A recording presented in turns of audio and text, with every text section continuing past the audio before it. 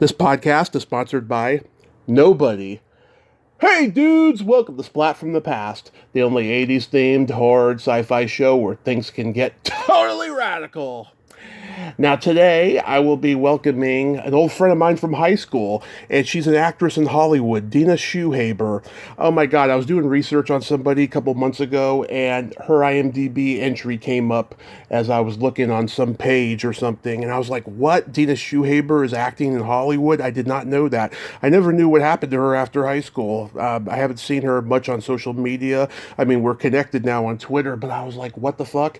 So she's coming on today, and we're going to talk about old times, talk about working in Hollywood, all that stuff.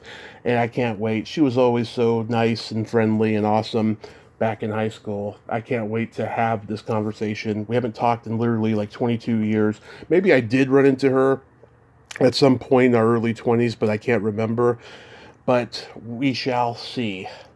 So, yeah, here is my interview with Dina Shuhaiber.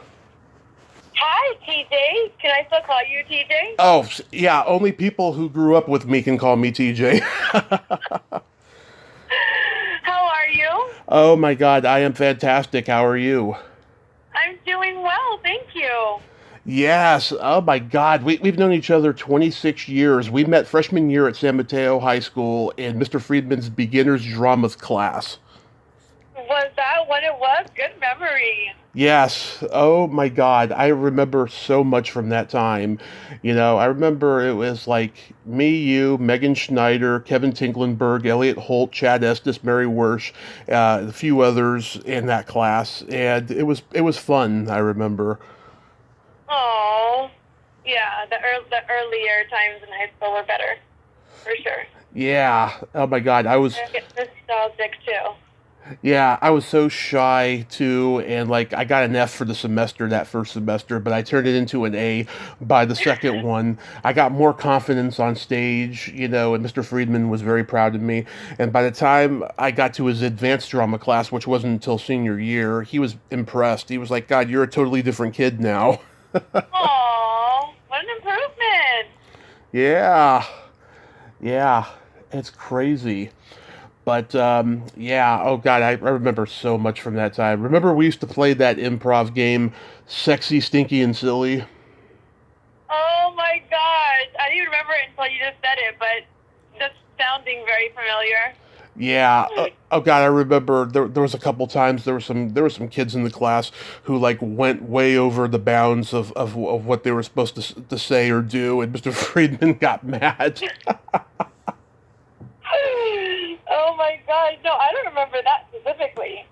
Yeah, and I've heard that improv game has become very popular in other improv classes as well, which I think is cool. Oh, that's so funny. Yeah. Oh my God. I remember one day you showed up for class after slipping on some nacho cheese. Do you remember that? No, I don't, but I do remember I had some really cute shoes freshman year. Mm-hmm. These like black platform slides with dragons on them. And you're like, Dina, you have nice feet. And I was like, thanks. I said that to a lot of girls in high school. A lot of girls. Oh my gosh. I remember that with you. Yeah, well, I'm sorry if I made you uncomfortable. I'm a king. No, no, it Oh, wasn't. I mean, I think my feet are cute, but that was, you you. don't get that compliment all the time, you know? Oh yeah, yeah. I mean, I'm open about my kinks and my fetishes and what have you, and it's become a signature part of my personality, And like the people who aren't uncomfortable with it, I cherish those people because they accept me for who I am. Yeah, that's good. That's what I admire. People who are just authentically themselves. Yeah. So, oh my God, I don't think I've seen you since like we graduated. I mean, in my early 20s, I'd go to like Hillsdale Mall and I'd run into a lot of people from school and stuff, right? But I can't remember if I ran into you. Did I? I feel like we may have. Mm-hmm. Yeah, I feel we probably did. Cause I would go to the mall and I would run into people and stuff, and some people were perceptive when I saw them, and other people were not, but like, Oh. yeah, I'm trying to remember if I saw you, but yeah, so like, where did you go to college after high school? So I went to San Jose State. I Hmm. stayed local. Okay. Yeah, I just wanted to get my degree and go, and thankfully I didn't have to do that with any loans or debt. That was part of the bigger goal, obviously, than getting the degree. Yeah. Not having crazy student loans, insane. Yeah. So, yeah, I had love of the arts, but I didn't really pursue it in college. It was more so after. Hmm. And I worked for a year at a big startup after graduating college, and then I came to LA. Wow. What year did you get to LA? It's been almost 15 years. Wow, 15 years. Yeah. Um, so after I graduated high school, I took care of my grandmother for 9 months until she passed. I was taking care Oh, of her. great. Yeah, I was taking care of her while my mom was working during the day. And then I fell down a rabbit hole of depression and obesity. And I was just I was renting movies from the video store that was across the street from us and stuffing my face. And it really got me ready for the podcast because I revisited a lot of movies I hadn't seen in a long time, and I discovered a lot of movies I had never seen. It really like set up my future, and I don't regret it. Oh, You that's know, amazing. yeah. And then I got out of the bedroom by 2006. I found out that I had to lose weight. I lost 130 pounds after having a Wow. nutritionist, and I worked in the bar business. I worked at the old Prince of Wales pub in San Mateo, which was called the Swinging Door by that point, and Yeah. I was one of the early employees there, and I helped get that place successful because I was the only employee that was born and raised in San Mateo, so I knew everybody in town. Right. And, after I got fired, I fell down a rabbit hole of drinking, and that led to my car crash in 2015. Oh. And, I recovered from it. I had a 3-day coma and all of that. And, um, here I am. My mom and we were homeless during that time, and then we got a place to live. And I've been on an incredible journey that, I'm in the early stages of writing about. That's fantastic, TJ. Yeah. It's been very profound, I have to say. Very That's profound. really beautiful. And tell me more about your podcast. Well, You what? it started out as horror and sci-fi only because I love those genres, and then I got kind of bored with talking to people just about horror and sci-fi. So then it took on a life of its own. I started talking to people of all types of film, television, music that I love from way back when.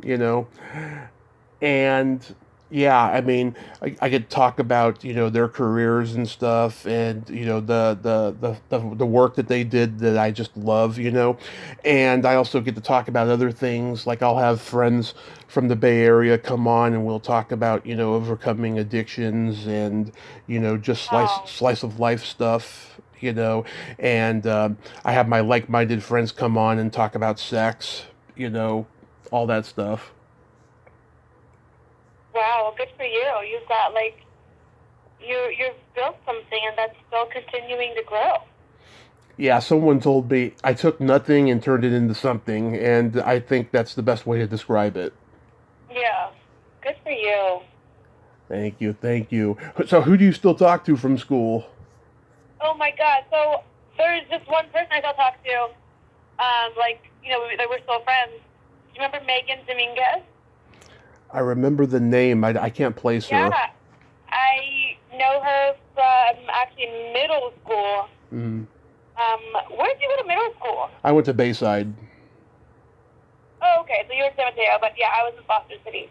But yeah, so I saw her probably a few weeks ago. Mm-hmm. And she's great. Like, I love seeing people from childhood because it just reminds you of home.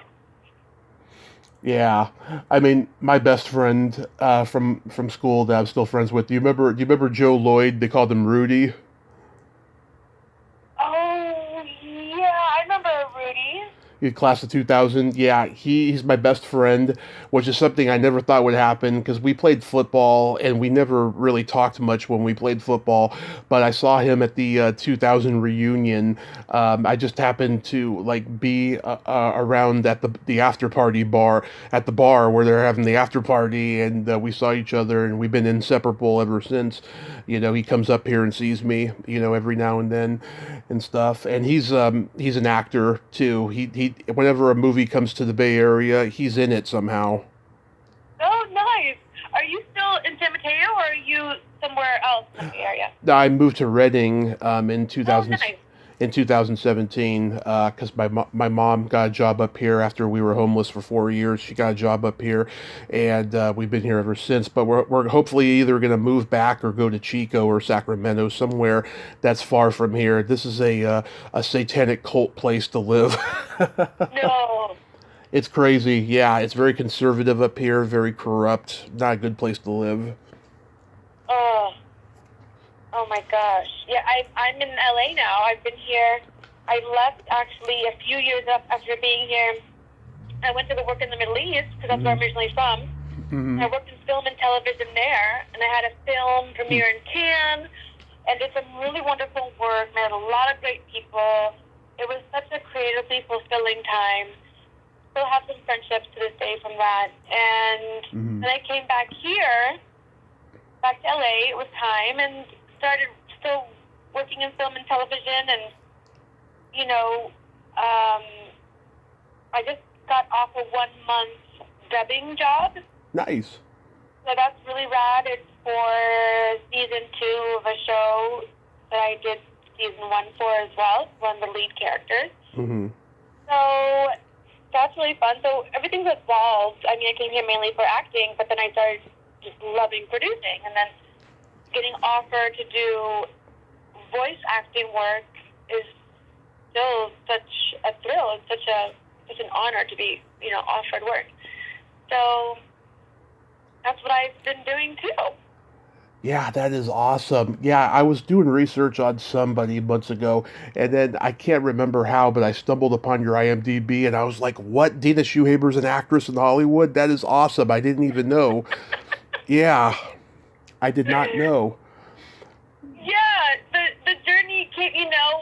I thought if I didn't come here and get on the road to winning some type of gold statue, I was going to be a failure. Mm-hmm. And that obviously changes once you've been here and your likes evolve, or your passions, they just change course in a way. Like I'll always have the passion for it. Mm-hmm. But the way I was pursuing it, for example, in my 20s, I was just all about it, just obsessive and so passionate about it. It's a beautiful time. It's different now. I have still friends who've been here for so long and are still in that hustle mode. Mm-hmm. But yeah, I've gotten jobs like administrative, like doing office work too, because I want to feel productive and not wait for a job. And just continue to work and make consistent money, and feel how to make the opportunities. You should be doing other things too to fulfill you. That way, when your work comes or you're waiting for work, you don't come off like you're in need of it. Yeah, I mean, it's hard out there in LA. I'd wanted to live there my whole life, and I came very close a couple of times, but it never worked out. But I love going out there, and I've made a lot of friends from the podcast out there that I go and I have dinner with, people I grew up watching and stuff. It's amazing. Oh, yeah, that's great. Next time you're out here, we'll grab a coffee. I would love to see you. Yeah, it's been way too long, and I don't know when I'm going to go out there next, but I will let you know. Yeah. So did you start acting when you were at Bowditch? I started actually before, so I started very young. I remember, so I came to this country when I was 5 years old, so I always loved the arts, and I was still super shy, like painfully shy, but I still liked it, and I wasn't good. And I remember like trying out for musicals and not getting it. Yeah. By the way, I don't like musicals. Nothing against them. It's just some wonderful work, but Yeah. I like to see like a full-on play or theater, or film or television. I'm, not big on musicals, but so I remember not getting those and being disappointed. But I remember like when I was in elementary school, obviously in the Bay Area, I would go into the city in San Francisco and audition for commercials. Mm-hmm. And do you remember there was a period of time where the Oscar Mayer Wiener mobile would go around town and you would audition? I vaguely remember that, yeah. Oh my God, I did that. I Oh, auditioned for the Oscar Mayer Wiener. you're the Oscar Mayer Wiener girl. I wish. No, I didn't get it, but I still remember the two jingles. You have to pick one and then you perform it. And then, if you get it, it's awesome. But so I remember auditioning for that. I remember like my uncle knowing somebody in the city, one of the casting people. I auditioned for her. Nothing really came of those things. Because you remember, like when we were growing up, Robin Williams, he lived in the city, and oh yeah, he freaking filmed the best movies over there. I mean, Mrs. Doubtfire. 9 months. I was actually there when the scene at Talbot's was being filmed. I wasn't, no, I wasn't anywhere near it, but I saw it being filmed. Like me and my parents were like passing by, in the car. Oh my God, that's like the best stuff. Like, Yeah. and you remember like how Nash Bridges was filmed in the city? Yes. And my uncle would tell me, "Oh my God, I saw the barracuda." Remember there'd be those yellow barracuda sightings. And so he would see that. I saw it today. I was like, "Oh my God, I'd just be so jealous," because they were filming in San Francisco, and I wanted to be on Nash Bridges so bad. Just things like that were just so magical to me. So magical. I remember like being on the bus from high school, like going back home. And I remember Megan finally left us sitting next to me on the bus, and we would see this gold limo. Yeah. Always on the side of the highway under the ABC limousines. Do you remember that? Yep. With the temperature sign. Yep. I was like, I want to go to Hollywood. I want to go I wanted to go so bad. I felt it in my bones. Like I really had to go to Hollywood. I had to pursue. I had to pursue this because it was a dream for so long. I didn't do it out of fad. It was because I loved it. I loved it so much, and that's why I just knew I had to do it. I didn't take the conventional route. What I think some people did in your 20s, like they're like so like in a rush to meet somebody and settle down. Like I've always wanted that, but just not then. Yeah. I was like, I wanted to go to Hollywood and act and be something really big, and yeah. So that was really sweet. I'm so glad I did that. Looking back, I was so brave. I came here by myself. I did. So, I did stand-up comedy for 10 years in San Francisco, and I wanted to be big, but San Francisco was not the place for me to do stand-up with my type of humor, which is very bawdy, and it's just not the right era for it. Where do you think would have been best for you to go? If I had done it, anywhere, maybe LA, and just anywhere, would have been better, because in San Francisco, it got to a point where it's gotten to the point in any area for comedy, the guys have become a lot more alpha and a lot more just misogynistic on stage, and it's provoked a lot of bad vibes and stuff, and a lot of people were misunderstanding me and thought that I was lumped in with those guys, but I wasn't. Those guys made fun of me, and those guys were assholes to me, so I wasn't one of them. And the female comedians are very woke and very feminist, it wasn't a good mesh for me, but that was the only place I could do it, during my journey. So I had fun doing it, but I just didn't like a lot of the backstage bullshit. Yeah, I had a couple friends out here doing stand-up. Is hard, by the way. I will say it is hard. Yeah. And I noticed like a lot of people when I go see stand-up. Like one night I went to maybe it was an off night, I don't know, but a lot of them were very angry. Yeah, they are. They're very angry. They're very bitter. I mean, when they go up on stage, they transform into this character. Oh. Yeah, I I had another acting friend saying he was trying to do the stand-up comedy scene, but he didn't like the lifestyle that comes with it. Right. It makes sense. I mean, like late night, right? I mean, we gotta work, travel, and whatnot. But it's so good that you tried that for 10 years. That's really impressive that you held out for that long. Yeah, I mean, there were periods where I stopped doing it for a little bit because the alcoholism took over and I had other things going on. You know, I was working in security, I was working in retail jobs and all that stuff. And I was not happy, you know. And having injuries from a car accident has made me a lot happier because I don't have to answer to a lot of stupid people anymore, you know. Oh, how come? Oh, because, you know, I'm permanently injured, you know, I walk with a cane and I don't have to, you know, work, you know, jobs anymore. I see. I see. Okay. You know, I mean, you know, I got this, you know, occasionally I'll go do like an extra part in some movie or TV show, you know, and Okay. I've been in a couple music videos. Those are fun to do.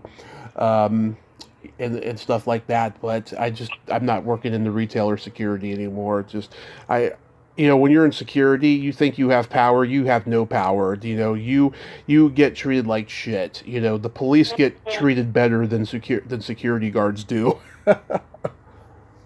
Wow. Yeah, Yeah, I had no idea. yeah.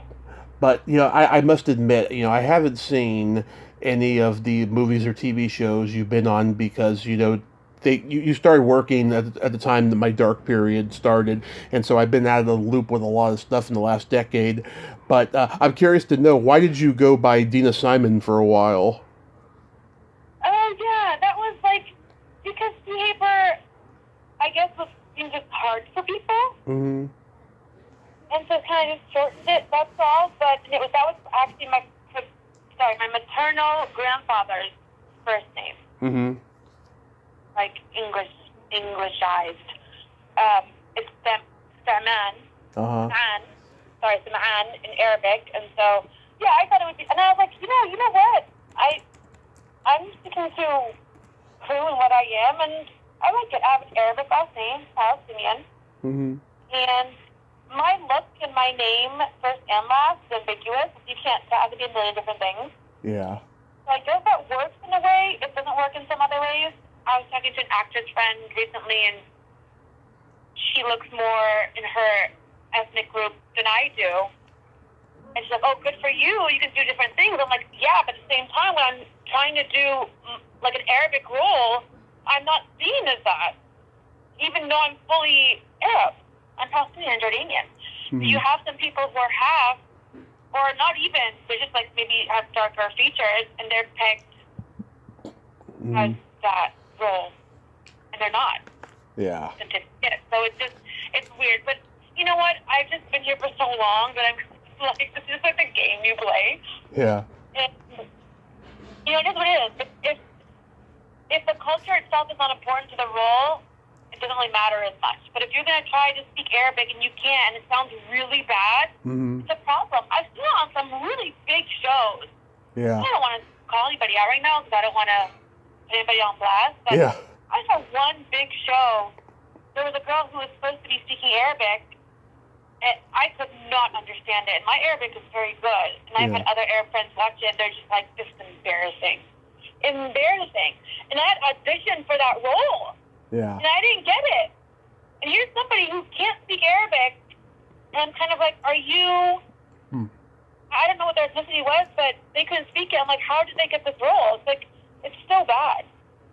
Mm-hmm. It's embarrassing, but that's just kind of what it is. Yeah, it wasn't like a SAG-AFTRA issue, you know, with the name and everything. Oh, for me, no, to change the name, no. No. Both those names were available, but yeah, I'm officially back as my first name, and I'm going to keep it that way. Nice.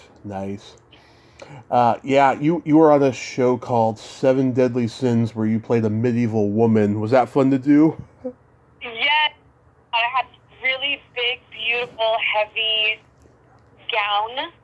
And that was really early on, so I think I had maybe a couple words, if that. Mm-hmm. They even kept it. But, yeah, that was really cool. They did, like, one of Deadly Sins, I think, every episode. And so I was in, I forgot what that one is. I don't know if it's listed there or not. But, what's it? I forget how it was. Let me look it up. Yeah, Deadly Sins. Yeah. Whatever, yeah. But it was good.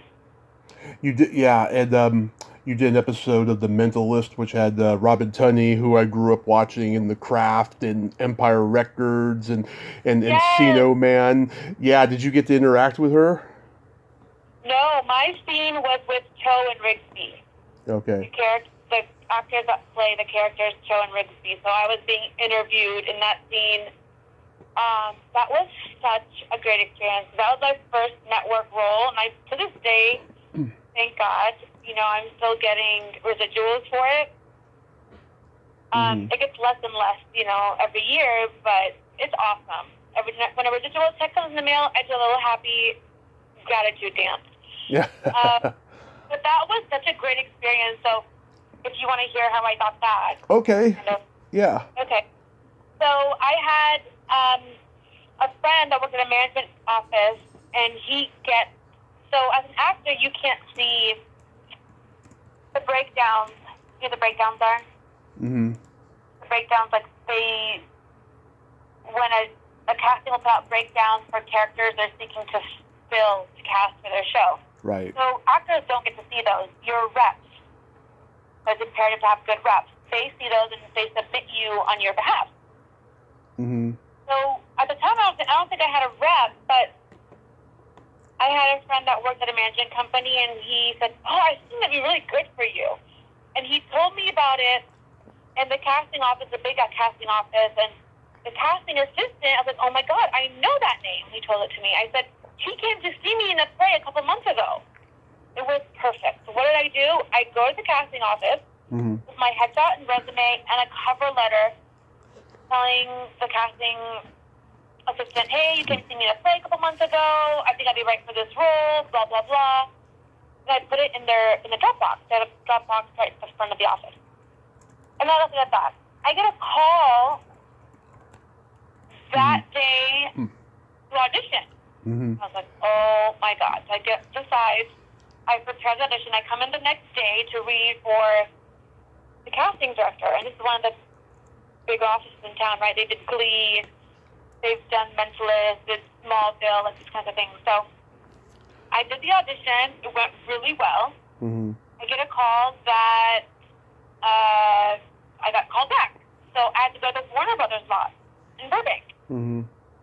So I go to Burbank, and it just shows how timing is everything, and when it's meant to be, it'll be.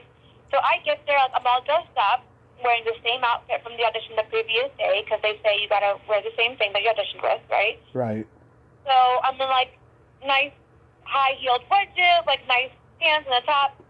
I'm walking, and it's starting to sprinkle. This is spring, and one of the guys on the lot that drives the golf carts, he was like, hey, where are you going? Did you get a ride? I'm like, yeah, actually, I need to go here. He's like, oh, that's really far. I'll give you a ride. That's so nice. That never happens. Yeah. Right? Yeah. It never happens. You got to walk all the way over there, and he offered me a ride. So I came in, obviously, so I rode on the golf cart to the little casting office on the Warner Brothers lot. I'm coming in there fresh, right, because I didn't have to walk, and I was not in the rain because I got the ride. So it was really nice. There was 30 other beautiful young women in the waiting room, all similar types to me. And then I did the audition, and, they're not supposed to say anything when you do the audition. But as soon as I hit my last line, the last sentence to my audition, after the line, you got to give a little something extra. I give a little something extra. And one of the guys goes, that's exactly right. And I got so excited. Yeah. I felt good about it. I had a great callback. Great audition, great callback. I felt so good. I left the office, and I said, thank you. I left the office, and I said, God, I want this, but if I don't get it, thank you for a great audition. So I got the call later that day that I booked it. so affirming and validating, and it just goes to show you that it's kind of timing, because there were so many things along the way that helped me get it. A lot of little random things that, I mean, not coincidence, right? They're just all meant to be, to accumulate into booking this role. Mm-hmm. So it was so magical, and I'm so proud of that. I like how you said you gave them your headshot and resume, because that's so dated now. Everything's online. I know. This was 10 years. That role was 10 years ago. Yeah. Yeah, so I don't know if people are doing headshots, they print them anymore. It's just wild, because there's obviously some good to that, right? But there's some bad. I love going into the office and seeing casting directors and having that back and forth before the audition and, you know, shooting the shit with them and getting to know them on a personal level. Yeah. Because now there's just none of that, really. It's just not as personal. I'm still auditioning and stuff. I have a voice audition to do after I got phone with you today, but it's definitely different, and I'm so glad I did it when I did. Mm-hmm. So glad. And yeah, I've had a lot of good experiences since then. I've even produced some things. Nice. And I assisted a writer and director, and one of the short films I produced a few years ago got shortlisted to the Oscars. Wow. We almost got nominated for the Oscars, but it didn't happen. Do you remember Mickey Finnegan? Yes! I heard he won an Emmy as a director. Oh, get out! Yeah, a couple of years ago. I was shocked. I was like, oh my God, he's got to be the most successful person in our class. Now I think it's a tie for the two of you. That's amazing. No, I mean, I'm flattered. I mean, I'm not trying to be self-deprecating, but no, I hope I get a vote that too one day, but if not, I'm so happy with things I've done along the way. But I love that. I love seeing people succeed, people that we know, people that are underdogs. It's been so different over the past few years. Yeah. But in a good way, it's given more opportunities to people that otherwise wouldn't have it. Mm-hmm. But I also love just what we grew up with, you know, those big Hollywood stars, and that world just seems so much more fantastical, you know? Yeah. Yeah, like talking about Robin Williams earlier, I missed his film. I never got to meet Robin. I know so many comics who did know Robin, and I never got to do it. But my mom says that when I came back from my coma, I allegedly went to Comedy Heaven and spent time with Robin and Lucille Ball and all these dead comics. No way! I don't remember, but, you know, it must have happened because I said it. Wow! Yeah. Oh, that episode of Seven Deadly Sins, that was the Greek-Roman episode. Oh, okay. Yeah, because you were trying to figure out what it was about. Yeah, it was about the anti-fornication laws and exorcists, it says here. Oh. I don't know. And a short film I did, like, after that, Mm-hmm. the director of that was like a student film project. Mm-hmm. He went on to do a big animated feature. Oh, nice. Yeah. So, like, people just doing big things. It's just so inspiring. Mm-hmm. And you worked with an actress who passed me up for an interview last year, and I was so devastated. She directed you in a movie, Troy Byer.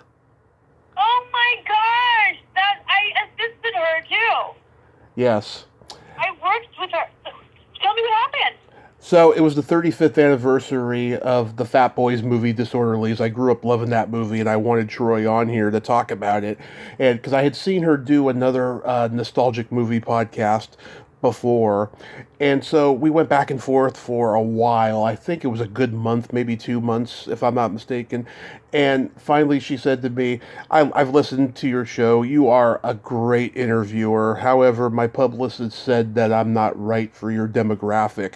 And I'm like, Okay, I understand you want to talk about what you're doing as Dr. Troy now, and we can talk about that, but like, I'm all about the movies and all that stuff. That's what I primarily want to talk about. I'm a lot of fun, and she couldn't, get convincing or, convince me or whatever. So I was crushed that I didn't get that interview, but I tried to get one of the fat boys, the one who's still alive, actually. The other two are gone, but the one who's alive, I tried to get him not long after that, and it might happen this year.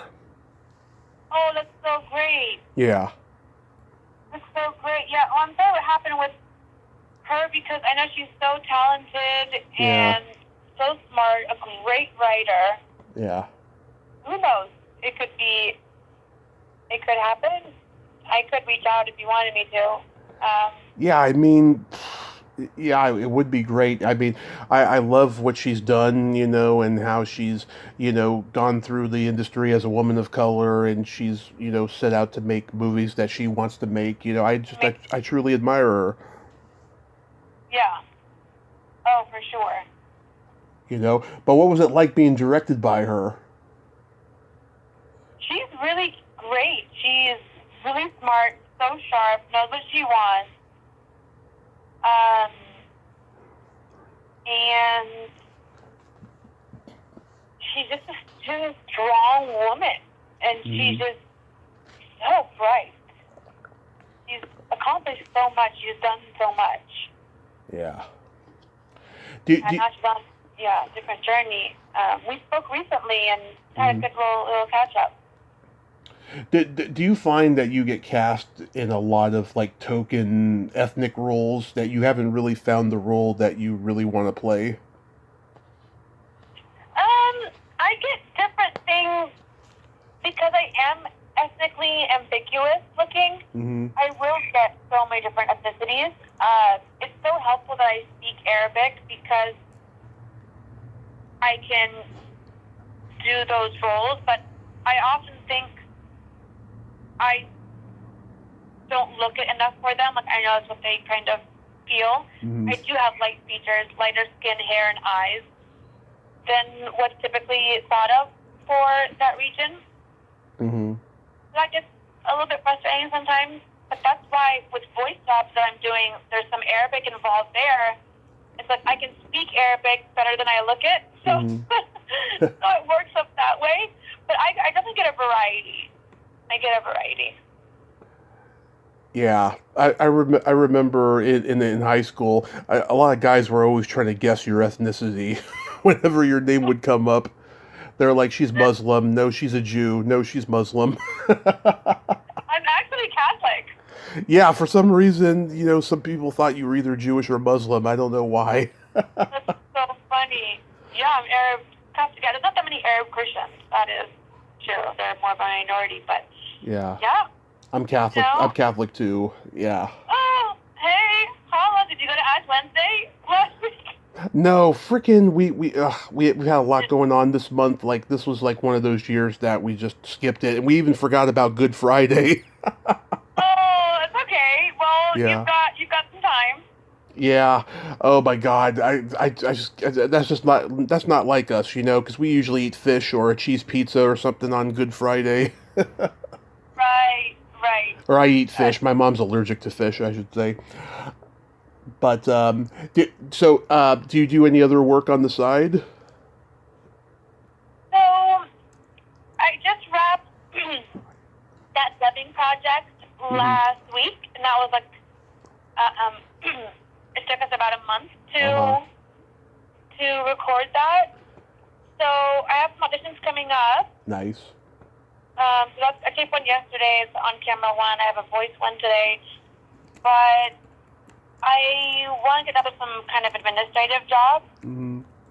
Because now with auditions being remote and self-tape, you can have a full-time job. Whereas before, that wasn't sustainable. Right. There's no way.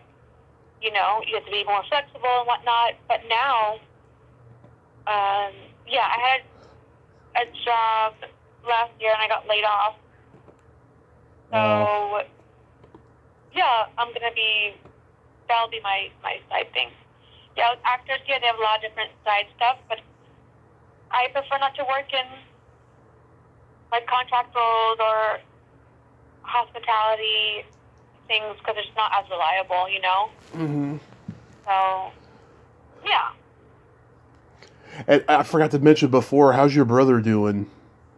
Oh, it's sweet of you to ask. He's good. Yeah. Yeah, I'm trying to remember. I think we had a computer class or something like my sophomore year, or something like that. His freshman Oh, year. no. Do you have siblings? I have a brother who's 9 years older than me. Gotcha. Yeah. Oh yeah. There was kids that went to school with us that people thought that like we were brothers or something. You know, other heavyset kids. Oh, really? Yeah. It's a crazy thing, but yeah, I remember him very well. He was always a good kid. Yeah. Oh, that's sweet. Yeah, he is. Yeah. But do you have anything else coming up that's that's getting released now or something? So, season 2 of this show that I did will be getting released soon. I'm not sure when, but season 1 was on HBO Max. So, it's originally a German show. I dubbed the Arabic and English for it. It's like a hot show. It's really good. And I played the bad girl in the group. Mm-hmm. So, season 2 will be dropping, I want to say a couple more months. I'm not sure, I think. Mm-hmm. So, yeah, that'll be coming out. Nice. Nice. Yeah. We gotta play my secret silly game now. Okay, what is that? This is a series of silly slumber party questions. No win or lose. It's just pure fun. And how the game works is I ask you the question, you answer it, and then you ask me that exact same question, and I answer it. And feel free to comment on the answers because they might be funny. Okay. Okay, Dina, are you ticklish? Yes. TJ, are you ticklish? Yes. I like being tickled, but if you tickle me without warning, I'll hit you in the groin. I do not like being tickled.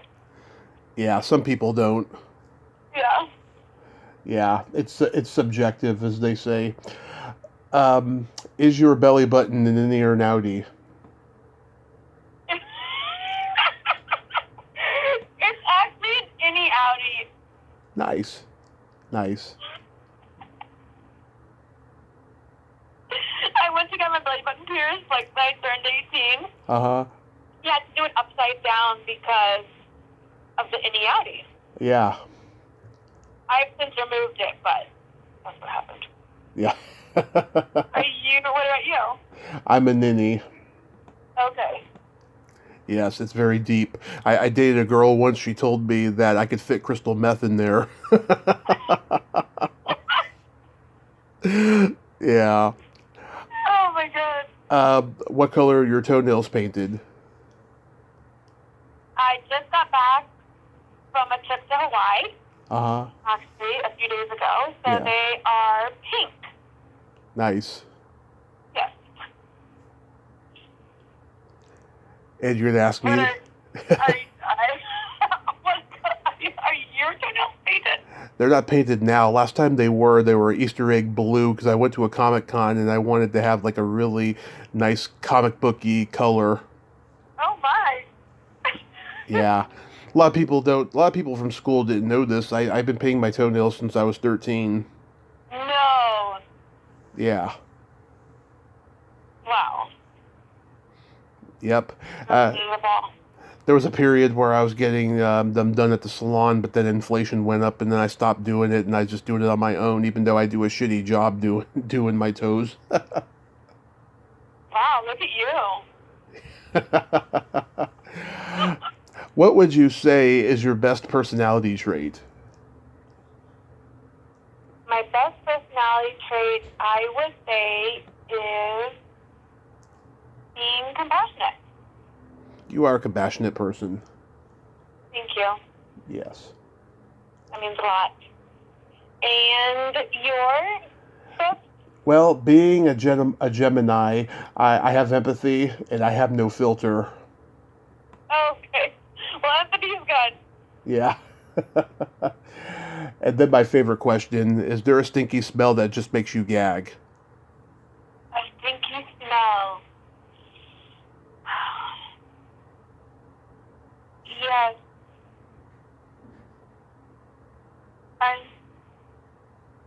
Oh, so, like, living in LA, walking around Hollywood, you'll smell,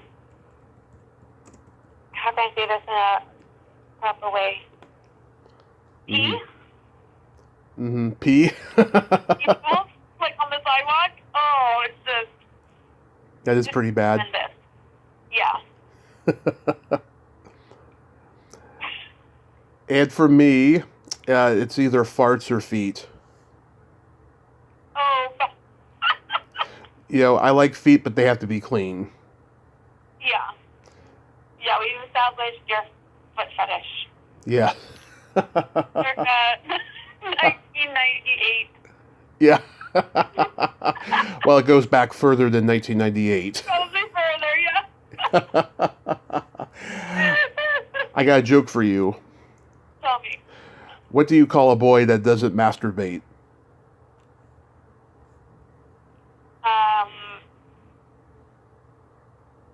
Someone's very frustrated.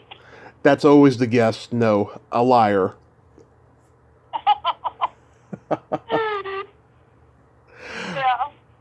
Yeah. Yeah, I love that joke. Was this your podcast debut? No, I did one at Stanford University. Damn it, I was hoping I'd take your virginity finally. I know.